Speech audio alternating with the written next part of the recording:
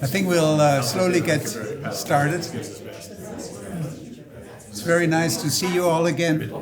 Some new faces and lots of familiar faces, which is really wonderful. So we're starting with Darrell Petit, whom I'll introduce in a moment, on our third semester of Conversations. This is number 26 now, and a few things are new. We have changed the time to 6:30 because we realized there was overlap with classes before. And also we have this little brochure for you to take home now, so you don't miss any classes, and of course any conversations rather. And of course we have, let me see if I can work with Darrell's computer here to get to the next slide.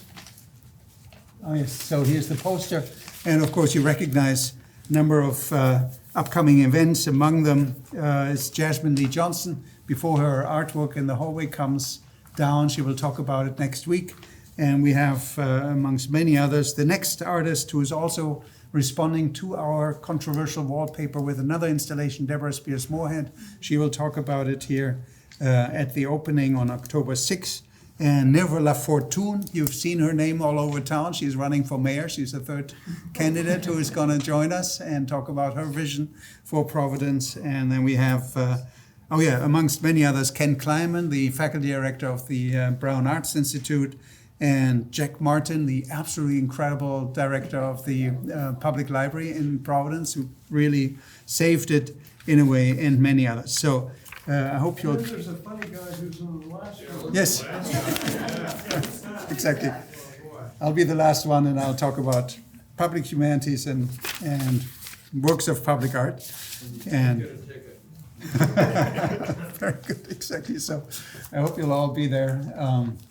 And it's going to be, I have a lot to talk about on that last night, which concludes this series. So I wanted to go back to my poster and get to Darrell Petit. We were just trying to recall how long we've known each other, which is quite a long time. I've been here 30 years, and you actually, Darrell, graduated from Brown in 1982 as an urban studies major. He was from Montreal originally, and of course grew up loving hockey, and ended up being the captain of the Brown hockey team, and otherwise did urban studies.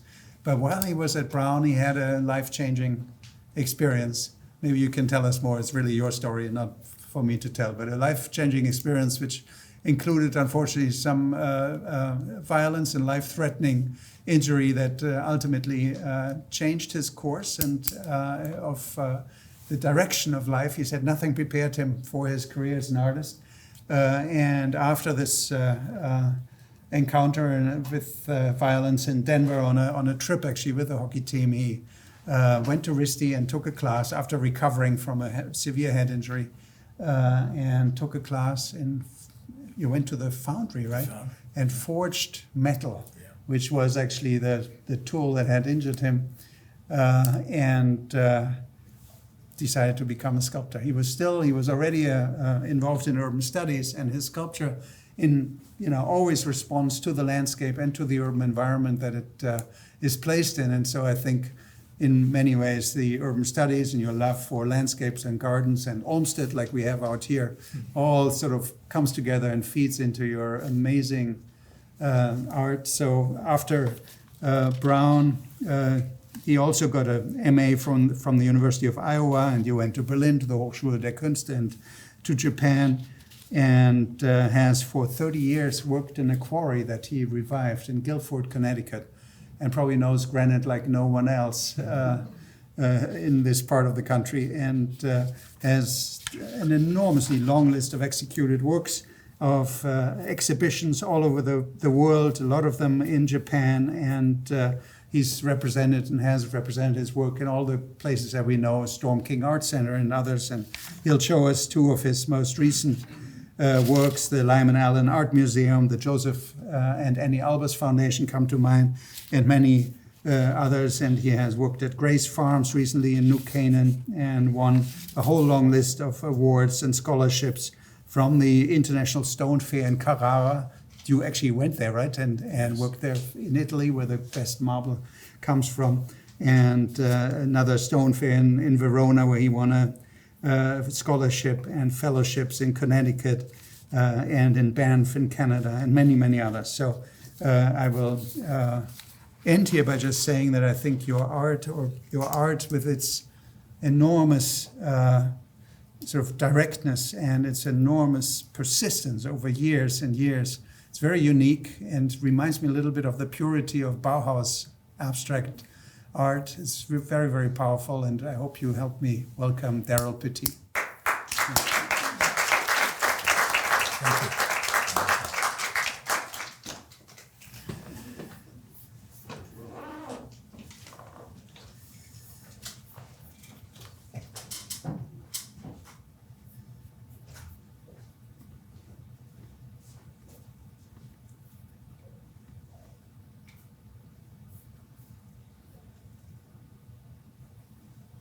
Thank you very much, Dietrich, and thank you for inviting me back to Brown. And I'm going to show slides of a few projects, but I do want to say that Brown certainly was a life-changing experience for me in '82, and continues to be a relationship that I foster. And it was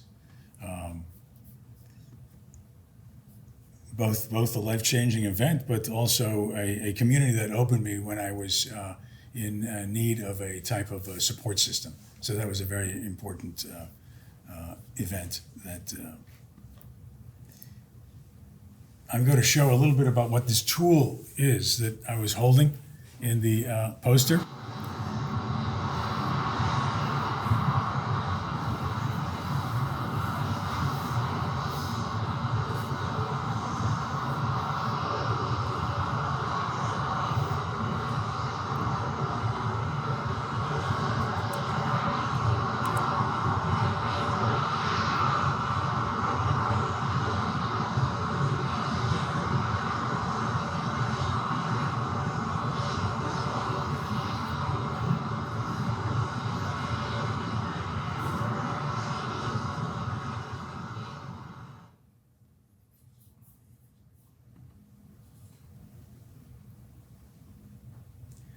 So as Dietrich said, for the last 30 years, I've been immersed in quarries all over the world, but primarily Stony Creek in Connecticut and also the Lunds Quarry in Norway.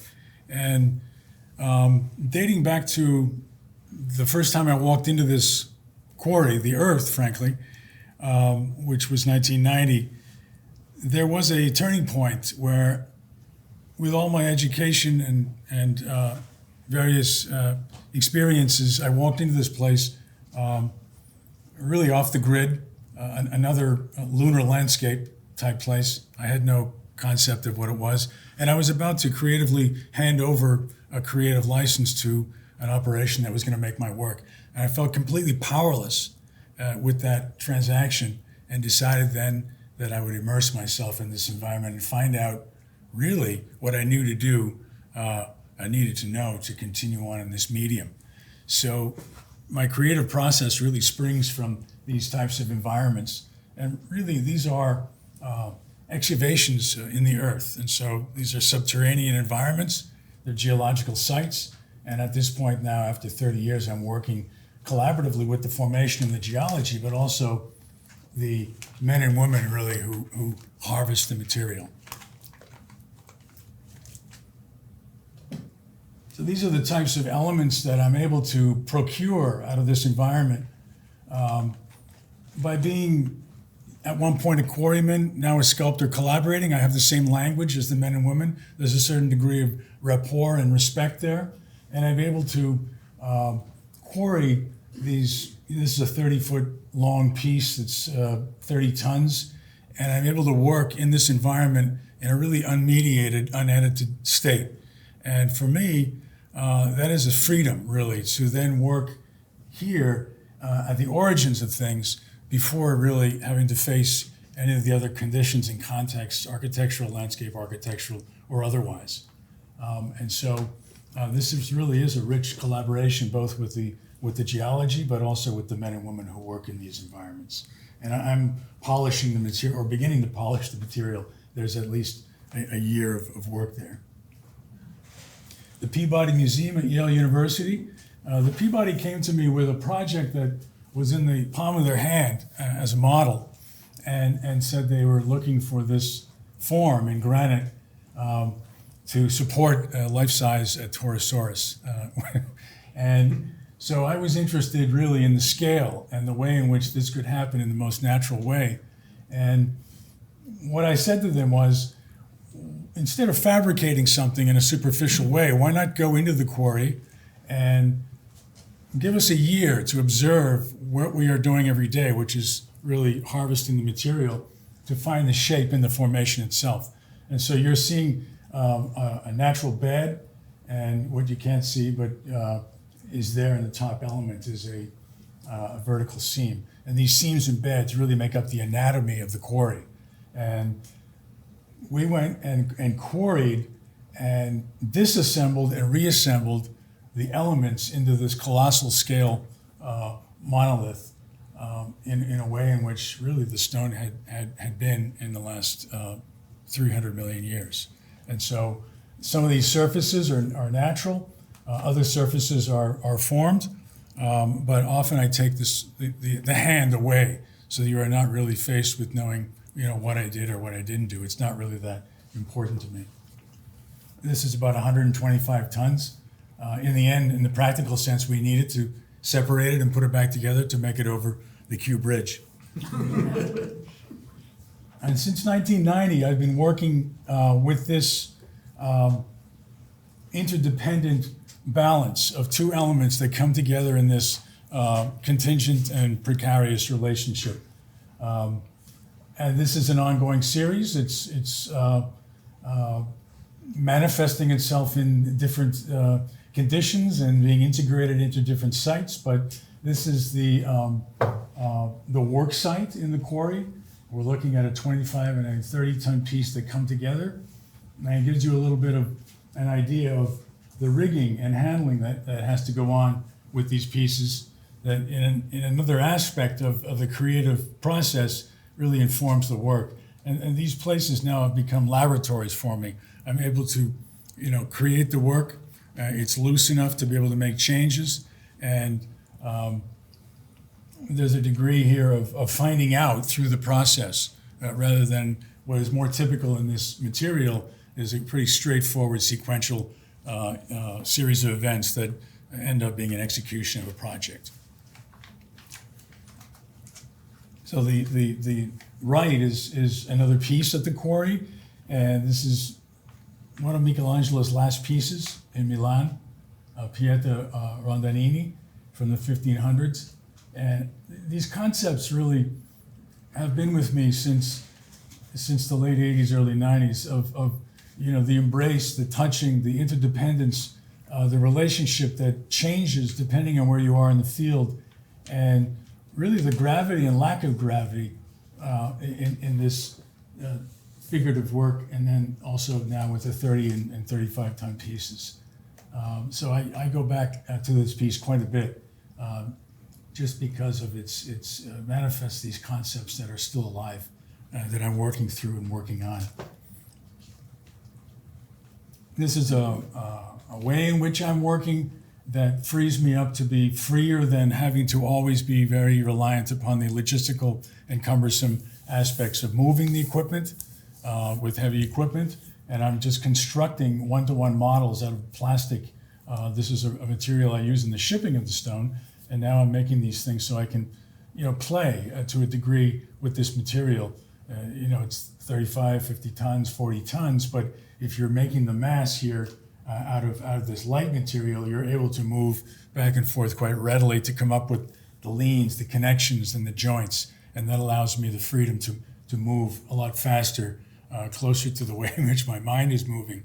The stone is a very slow material when you start to dig into the working process. Another piece up at the quarry. And these pieces are experiential in that you really feel the structural forces internally. And you move around them. The vertical is now domineering, but from another aspect, the back piece now takes over. And this is the shifting degrees within the relationship and the balance. The pieces are integrated into sites, of course, sometimes made specifically for the site. This is KISS, made in the quarry, but then integrated into Storm King in 2010. And worked very closely with the curator to site it because, of course, the expansiveness of the landscape can can dwarf a piece of even the scale, which is 18 feet, 25 and 30 tons. The expansiveness of the Storm King landscape, the dialogue you are trying to create with the other pieces around it. The Calders are here, the Desuvros are here looming, Magdalena Abakhanovic is here, the giant Buddha is here. You're trying to find a way in which the piece can interact and express some connection with both the environment and the surrounding pieces, as well as take into consideration the way people move through the landscape and see the work topographically and move through it even now vehicular because Storm King now has this option. So these are things I'm thinking about when I'm citing a work.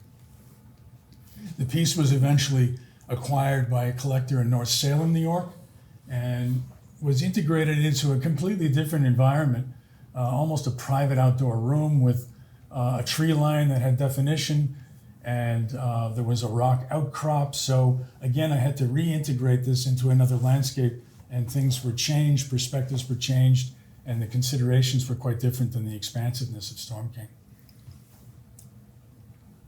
These are touching at one point.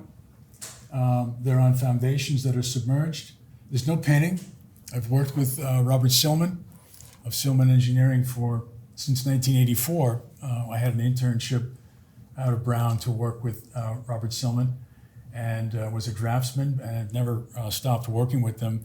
They have helped me realize these works, whereas I have the vision and I'm able to experiment at the quarry. Eventually, they need to be engineered to be able to work. And Bob Silman really helped me push the concept without over-engineering or engineering to the degree where the concept is really subverted. The work is integrated into architectural settings. This is in Japan with Cesar Pelli. Diana Balmore is a landscape architect, and I'm invited in through the landscape architect. The piece is called Contingent, made with Norwegian blue pearl granite, which is some of the most sought after in the world, a quarry that I've worked with for over 30 years as well. And so I go back and forth with these materials and with these quarries. You could see a lot of the surfaces, so the dimpling here is my handwork. A lot of the surfaces here are left natural from the actual natural formation itself. And I'm really intrigued by the way in which a surface, if it's millions of years old, it has its own surface that can be worked with as well, rather than denying it and taking it into another dimension. We had seismic issues here, so there are conditions in these sites that come into play that are a first, and they have to be solved. And this is where I rely quite heavily on a really great collaborative team between riggers, engineers, installers, and others. So this is a fairly ubiquitous architectural development along Binney Street, from MIT to the river. There's a biotech almost community itself now, Kendall Square. And I was invited into this project by Michael van Valkenburg, landscape architects out of Cambridge, who I've now developed a very close working relationship with. And the idea was to try and deal with a fairly difficult site and a difficult architecture, difficult meaning not incredibly inspiring, but practical. And this is a scientific research center. The transparency and a fairly kind of temporal look about it, and to really be basic and fundamental in bringing nature into this urban environment in this building. And so whenever we add into a project of this sort, and we're looking here at the elements into a kind of composition, one of the things that is important is to look at precedents for me. And I did spend a lot of time in Japan. I still do. I'm back and forth. I'm married to a woman who's half Japanese and very close to the rock gardens in Japan. I spent a year and a half there on a government fellowship to study the rock gardens in Kyoto, Tofokuji, and the interstitial spaces and organization around elements that then come into play to become a work of art or an experience or a place in which we view it with changing perspectives. The parallax really is important to then bring back into the work and find a way to set up a similar experience, a place in the environment. And this is what we were trying to do. I really think this is from 1953. It's a fairly contemporary rock garden by Shigemura Mie. And this horizontal, penetrating the space through the verticals is quite radical, really, in a sense, compared to some of the more traditional rock gardens there. There was another precedent that I had in my experience, which was designing a peace memorial that never came to fruition in Sarajevo. But you can see these totemic granite elements, and I'm working, at a model scale here and trying to figure out the composition with regard to our human scale. And so for Binney Street in Cambridge, this is the way in which we approach the site. It's a sidewalk, it's an entrance. It's a place that is very difficult to comprehend the whole, and you are seeing things and experiencing things here more episodically, from different perspectives and different angles, depending on where you are walking. And you're in motion here, so it's not a typical scenario where you would come into a place, see a work, and have a great expanse around you and understand it in its totality. We tried to create a place here that might slip you off your straight pathway into the organization and then be intimate or tactile with the material itself. This is 40 feet. The material was custom quarried, and these are about 125, 30 tons in totality. We had an underground 6-story parking garage to deal with. So a condition that we had to consider in terms of how we would lay the weight in an area over the, I think it's 55 feet, which is not much, frankly. And so these conditions started to inform our organization and our potential for the spaces that are very important to the way in which a person moves through it. The horizontal element came into play to kind of, focus you into a way in which you might divert or go off on a tangent here.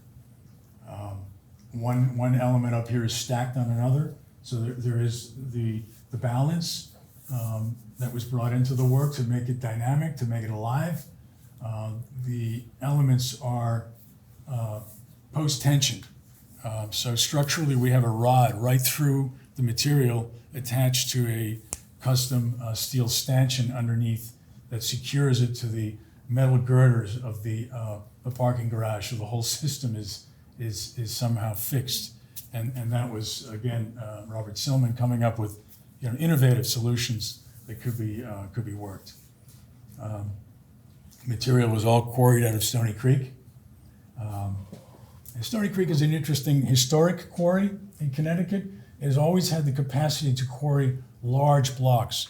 So the West Point Monument is 49 feet, single shaft monolith. The Sioux,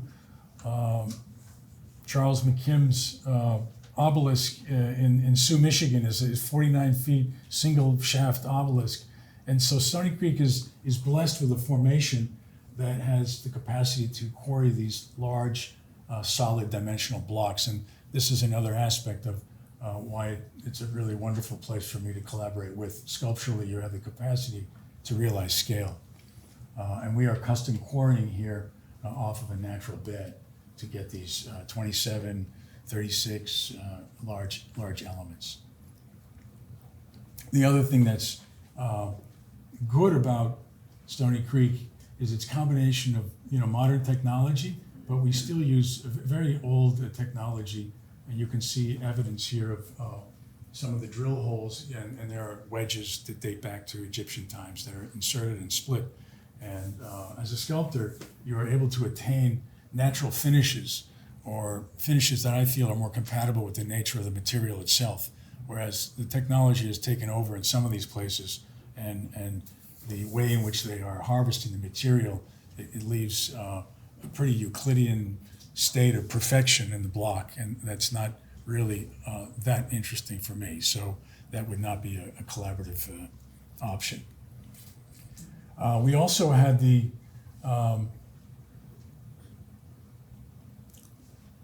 stipulation that we would do a one-to-one mock-up, and this is not often done, but we wanted the option to make adjustments. So even though the plan was laid out on site, these were brought up to Rock of Ages in Barre, Vermont, where we could make precision cuts to attach to the stanchions, to do some of the post-tensioning, and we wanted to organize the group, the sculpture, the organization up there once and understand it physically ourselves. And that was something that myself as a sculptor and Michael van Valkenburg insisted on. And so at Rock of Ages, they set it up, and we took 2 days to do a mock-up. And we made some adjustments, not great adjustments, but at this level, even a slight adjustment of a few inches really affects the angle or the axis or even that space. And again, we're talking about space and our physical relationship with it. So this was the first time I'd ever done anything like this, but I really think it's a critical part of realizing something and allowing change to happen in the creative process. If you see something, you need to change it rather than say, I can't do it because it's laid out to be different. That's a frustration that I don't have with Michael van Valkenburg. They're wonderful scientific minds and creative minds that allow for the process to be fluid all the way through. And it's maddening to other part of the collaborative, but Silman is the same way. Things have to be played out, and if there are accidents or changes that need to be made, they need to be accepted and integrated. And you can see a little bit of the evidence of the post-tensioning. So this block would come right down on top of that, and the tensioning tool would then, put the whole system under tension. And we did that for a number of reasons. There was a seismic condition in force in Boston and Cambridge, and that's new to me, but of course that's certainly evident now. And we did it to lock into the system because of the underground parking garage. Men and women like this that work and treat the work as an art piece rather than just a stone being lumped onto another stone.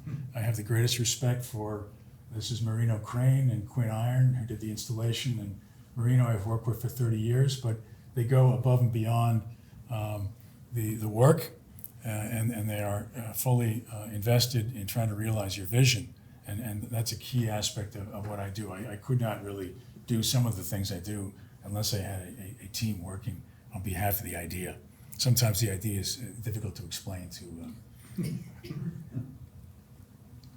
So you're seeing the underground stanchions here connected into the whole infrastructure down below, and that was, I think, the night of the installation.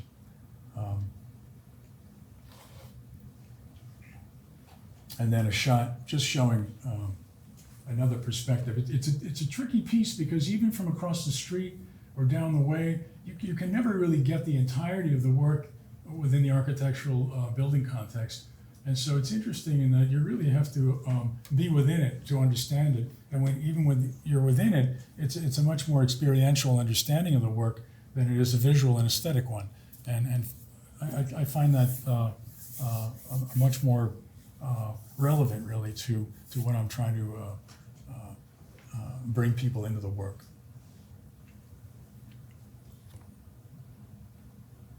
The next piece is in the heart of Boston.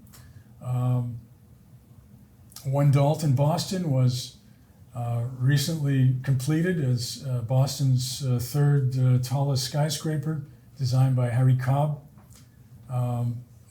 Pay Cobb Freyd. And it's a tiny site. You can see the yellow triangle.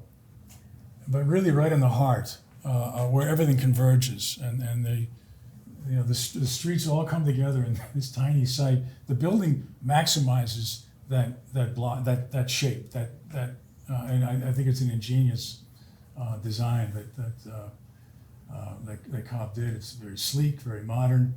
The developer, Richard Friedman of the Carpenter Group, they wanted something internationally looking. They wanted something to attract international clientele, but he also was very loyal to local materials, local granites, and he wanted something that was also distinctly from Boston. So we're looking at a rendering here. The other aspect of it that I found was that, even within this area, there's a pedestrian area. There are people walking there, and I had to think about how to create the work that would allow people to move into it. It was not, again, something that was just to be made with distance. And this is Saint Germain Street looking down at the piece, at the building.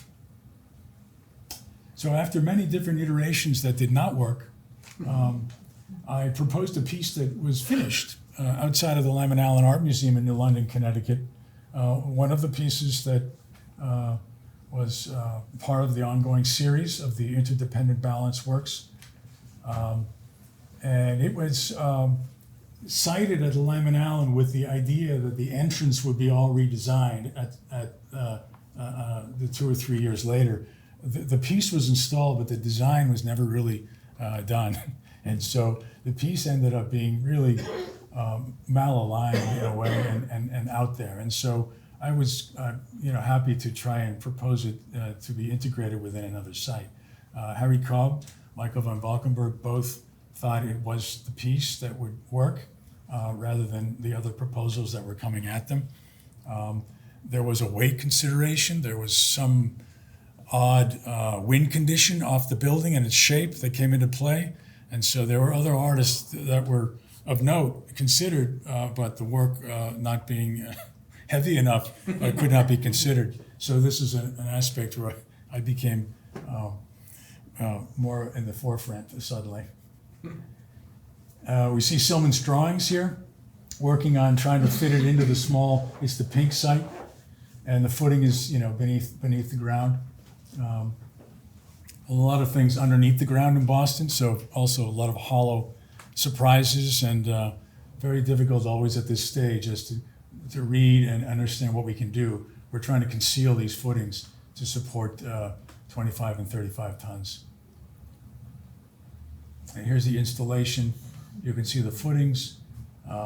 We could not put, we had a maximum weight again in this area because the area really is this area right here.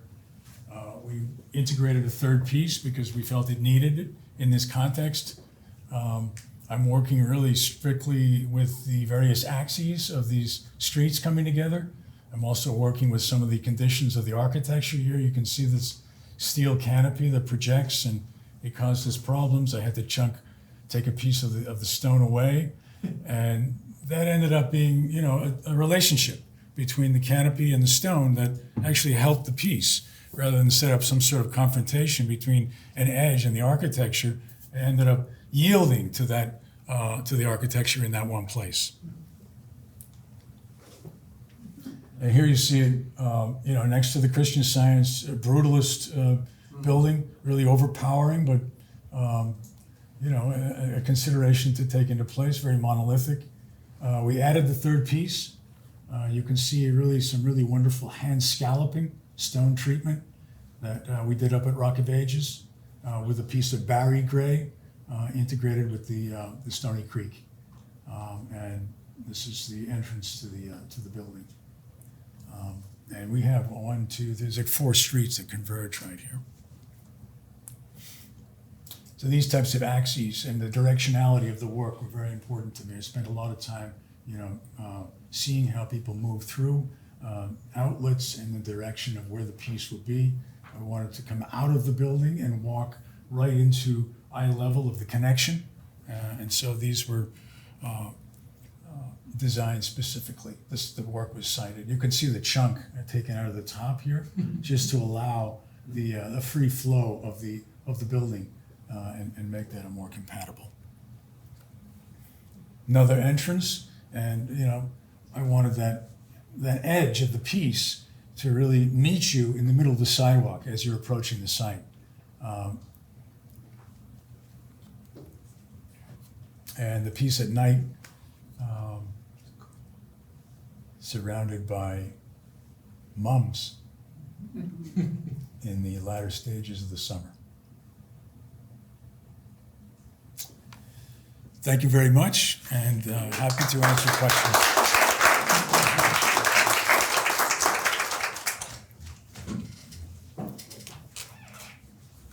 You took the chunk off. Did you do it here in Boston, or did you have to take it back to the quarry?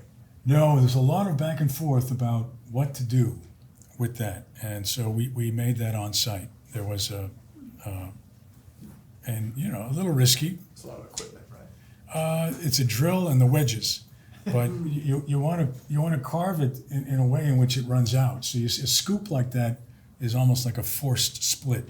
You're putting a lot of tension in to force it to run out, rather than a true split is running straight down, and we didn't want it to run straight down right through the piece.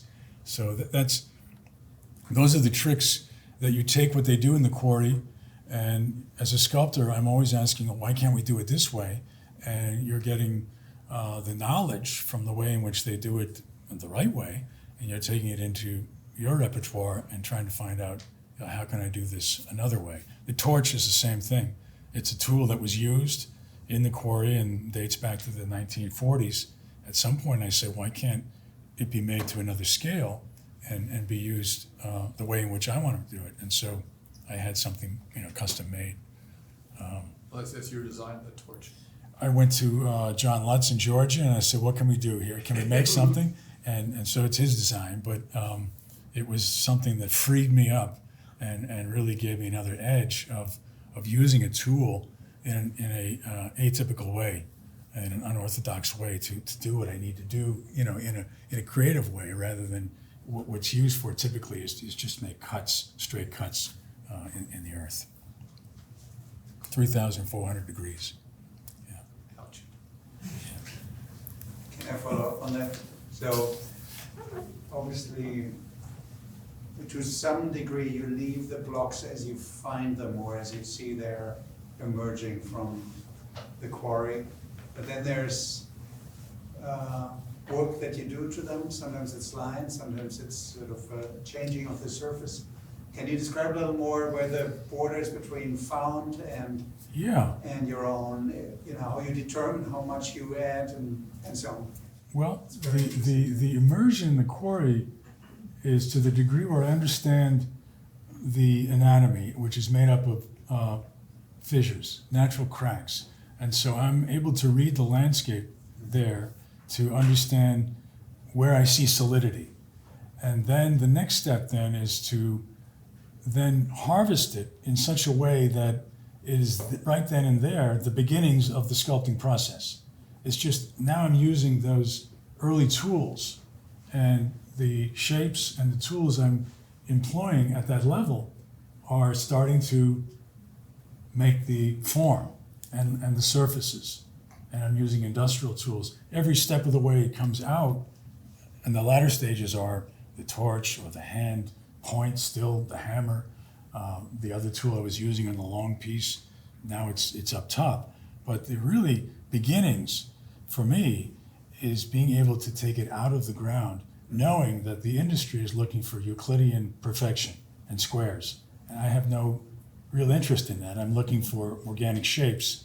So there's a happy marriage there, but can you get to it and procure it before they go through what they don't want? So I need to be in there, on it, to the degree that there is work to do. So the sculpting process starts at that early stage. Nothing's found; it's identified, and then it's focused on, and then we go after that.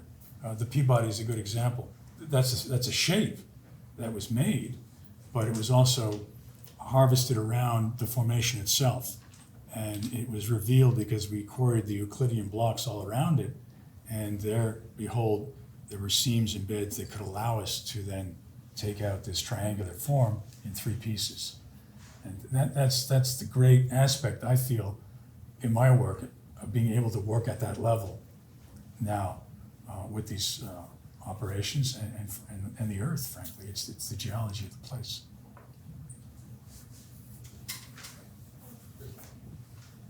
Yeah. When you go into the quarry, are you selecting from pieces that were already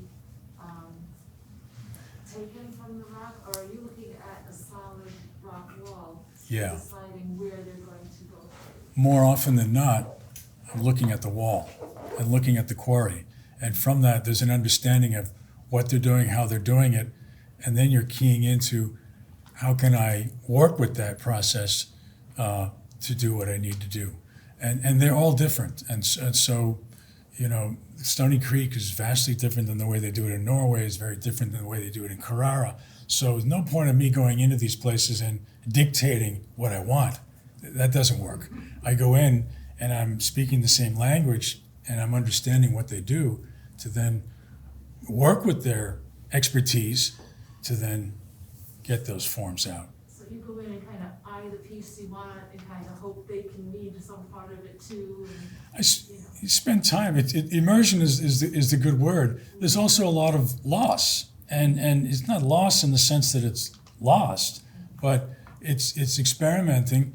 And if you're in an environment like that, you know, if I lose a piece, and lose is in quotes, it becomes another part of the food chain for the quarry. It's not a big deal. But at another stage, in a more typical fashion, the sculptor typically would get the block to him or her in a place that's already domesticated in an architectural studio. And then you're working something, and it's a deductive operation. And the loss is quite tragic then. You know, Michelangelo deals with, he gets a cracked stone. It's horrible. It's the end of the world. I'm in an environment where it's free flowing, and everything is moving, and the stone is there. It's going to be there, and you have to face the fact that for me it's a freedom, that I'm not working on something that's so finite, and that I can't make a mistake. I want to make a mistake because I want to see new disclosure. so how many times do you have to abandon a piece, or never? How many times? Would you have to abandon a piece you're working on because of, I- or doesn't that happen? Because you always refigure it another? Oh, I mean, it happens. I can't put a number on it, but I don't even think about it. It just, it's lost. It's lost into the curb or something. Now it becomes a curb. You know, it's okay. It's okay. It's What you lose, someone else uses. oh, absolutely. There's zero waste in these places.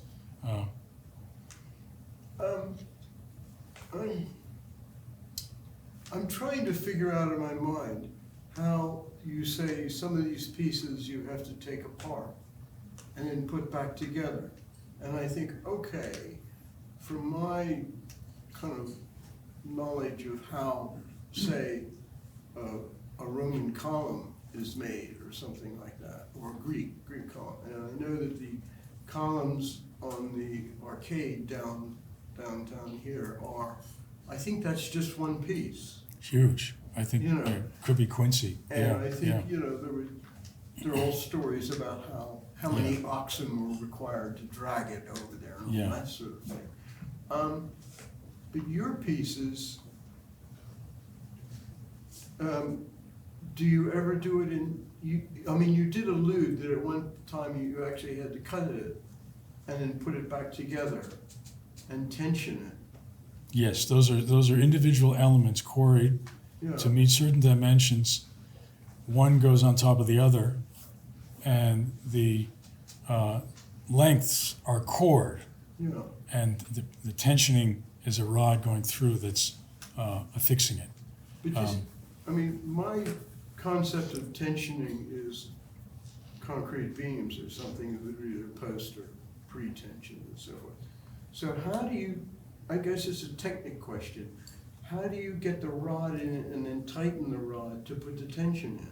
Well, there's two, the rod is going through, there's a coupler. Well, we saw the men here Yeah, in the middle, they're attaching the coupling. yeah, The piece is coming down, so the coupling now has joined two pieces, two rods through the two stones. You have a top and a bottom, and the bottom is linked into this steel stanchion that was created by the structural system. The top is a tensioning tool that now puts it right. under tension to the calibrated Right, so- amount that it needs to, and that's It just- locked. Yeah, it just seems to me that's a hell of a long hole that you have to dig to put the rod in. It is, and it's Yeah. not really done by a lot of people, but in Barrie, they once had the capacity to do paper rollers. And they would put these giant columns and roll them on a lathe to make these, like some of the columns you're talking about. So they still had that technology, even though it was ancient. So there's another aspect of the collaboration being rich with some of these people who have old and new technology, and they hadn't used it for a long time, but now we need it. Yeah. And you can, this is somewhat of a mecca up in Barrie for the granite industry, and I have a very rich relationship with them. It's fascinating. So can you tell us what you're working on now? Yes, I'm working on that long, 30 long foot piece. The labor on that is a year or so. It's a memorial for Lyra McKee, the Irish journalist that was shot. I'm collaborating with poet and writer Claudia LaRocco on, we're not sure where it's going, but we've been doing these conversations, and she's a writer and poet that I have a great deal of respect for, so we've been having an ongoing conversation. We've had a small publication made, and wherever this leads, we don't know. I have a very long-standing relationship with the photographer and filmmaker Sean Kernan that we are also in the latter stages of a book. I'm meeting a Greek quarry next month to look at the Greek marble that I have never really sunk my teeth into. And so that's a new venture, and I hope it turns into something, but white marble is something I've been fascinated with, but really have very limited experience with. Anything in Rhode Island? Any Uh, pieces in Rhode Island? No, I don't have any pieces in Rhode Island, no. Fix that. Yeah. Yes. Hi. I'm still trying to understand the process a little better and the tools. So you see a crack in the stone and you think, oh, that might make a piece something like this. And so you drive a wedge in there and then hammer it, and it forces this huge piece of rock over, and there's a lot of this natural texture that I see here. And then you use drill. I mean, tell us what tools during the day you use the most. Then you drill down and you put rods through it. And so you're using a drill, a power drill, a lot. But you don't use hammer and chisel, Yes, I do, sure, just the way certainly. Michelangelo did? Sure, that's a lot of stages of a surface finish that's Just still at the very end? fundamental, end, beginning, who knows? So- But you employ everything. So but- how many, tell us a little more about the tools and how, Well, Might you what use you're them? describing is, in a general sense, true. I mean, if you think of the quarry as made up of natural fractures, and in some cases those natural fractures are crazy. So the only way in which they get a square block at it is maybe it's 3%. In Stony Creek, it's 50%. But if you've got an anatomy of a wall here made up of vertical and diagonal and horizontal seams, you're looking into the wall to see the potential for solidity in between that. And, I think, sure, turn of the century, they were using drill, wedges only, and it was more of a surgical harvesting of the material. Now we are, employing the 3,400 degree torch, the wire saw, the hydraulic drill. It's a a much more dictated system to harvest the material. But I am procuring these shapes right out of the benches and walls of the quarry. I'm seeing something, but the whole point of the quarrying is you're making great speculative leaps. You see something, but you don't know what you're going to get until you go in. And getting back to Dietrich's introduction, in 1981, when I got hit in the head in Denver, the surgeon that showed up on New Year's Eve, he said, "This is a little like a mining operation. We know a little bit about what we're going to find when we go in, but we don't know completely." And I'll never forget that metaphor. Thank you. I think this is a good moment. Before I thank you, I just wanted to invite you, of course, to part 3. There's always the presentation, the Q&A here, and then my favorite part is the wine and the food, which comes right after. And we have particularly good food and a lot wine too tonight, because the first one of the fall series. But I wanted to say this was absolutely terrific, and I want to just come back. I think the fact that you've done so much work for the Annie and Joseph Albers Foundation. And they were, I mean, obviously the longest serving teachers at the Bauhaus and then taught at Yale for a long time. And one of the things they did was, of course, working in abstract, non-representational forms where the students learn to explore tension and relationships and visual connections. Exactly what you do on a much larger scale, obviously, but I see a real connection there. I think it's absolutely terrific. So thank you very much, Derek. Thank you.